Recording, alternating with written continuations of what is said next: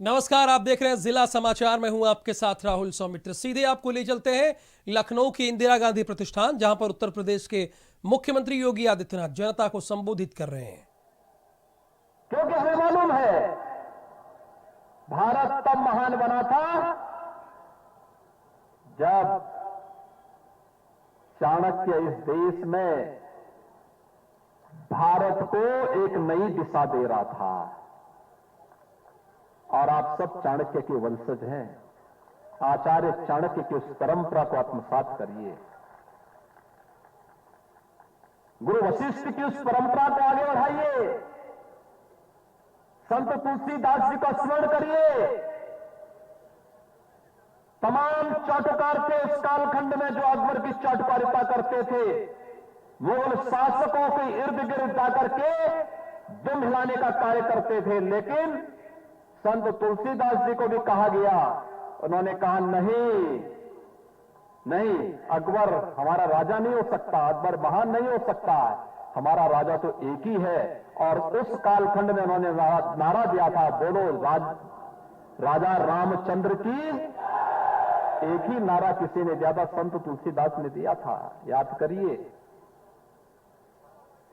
तुलसीदास जी ने उस समय नारा दिया था, उन्होंने कहा था हमारा राजा अकबर नहीं हो सकता, हमारा तो सनातन राजा है और वह है राम है। राम के बगैर हमारा राजा दूसरा नहीं हो सकता है। भाइयों बहनों, याद करना महाभारत की उन लाइनों को। और मुझे लगता है इस देश की ब्रह्म शक्ति तो वही है, अग्रतः चतुरो वेदा पृष्ठतः सहस्रम धनु।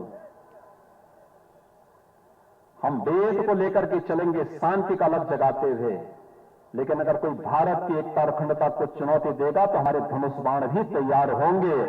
और उससे लड़ने के लिए शस्त्र का संधान करने में भी हम पीछे नहीं हटेंगे। और यही भारत की सच्ची ब्रह्म शक्ति है।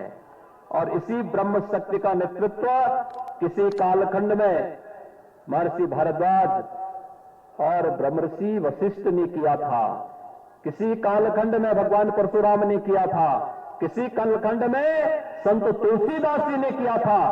उससे पहले भारत को स्वर्णयुग बनाने वाले आचार्य चाणक्य ने किया था। और आज फिर देश उसी दिशा में आप सबका आह्वान करने के लिए आया है। मैं आभारी हूं आदरणीय रक्षा मंत्री जी का,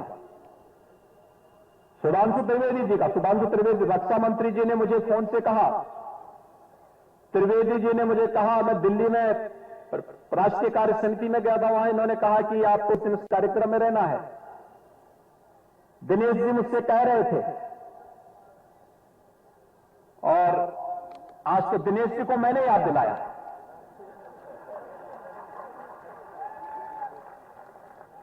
लेकिन मैं सचमुच धन्यवाद दूंगा माननीय श्री शिवशंकर अवस्थी जी का, जिन्होंने आज भव्य आयोजन यहां पर करके आप सबसे संवाद करने का अवसर दिया है। भाइयों बहनों, दो तीन बातें उन्होंने यहां पर कही हैं। दिनेश शर्मा जी ने भी इस बारे में कहा हुआ, हम सबकी आत्मा संस्कृत और संस्कृति में बसती है। संस्कृति के लिए सरकार के द्वारा क्या कार्यक्रम चलाए गए हैं, गो रक्षा का क्या अभियान प्रदेश के अंदर चल रहा है, क्या कार्यक्रम चल रहा है, ये भी डॉक्टर दिनेश शर्मा जी ने आपके बीच में यहां पर कहा है, पूरे विस्तार से कहा है। राम जन्मभूमि में भगवान राम का भव्य मंदिर, काशी में भगवान विश्वनाथ मंदिर और विश्वनाथ धाम का पुनर्निर्माण और पुनरुद्धार की कार्रवाई, और विंध्यवासिनी धाम का पुनरुद्धार की जो कार्रवाई चल रही है, ये संस्कृति के संरक्षण की ही कार्रवाई का हिस्सा है। और हम सबको मिलकर के इस अभियान को आगे बढ़ाना होगा।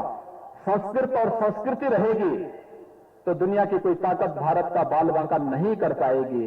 क्योंकि भारत में तो मुझे लगता है कि जब तक ब्रह्म तत्व जीवित है तब तक भारत का कोई बाल बांका नहीं कर पाएगा, ये मेरा विश्वास है। मैं एक बार फिर से आप सबका अभिनंदन करता हूं। सम्मानीय श्री शिवशंकर अवस्थी जी का हृदय से धन्यवाद देते हुए आपके इस पूरे कार्यक्रम के प्रति अपनी शुभकामनाएं देता हूं। धन्यवाद। जय हिंद।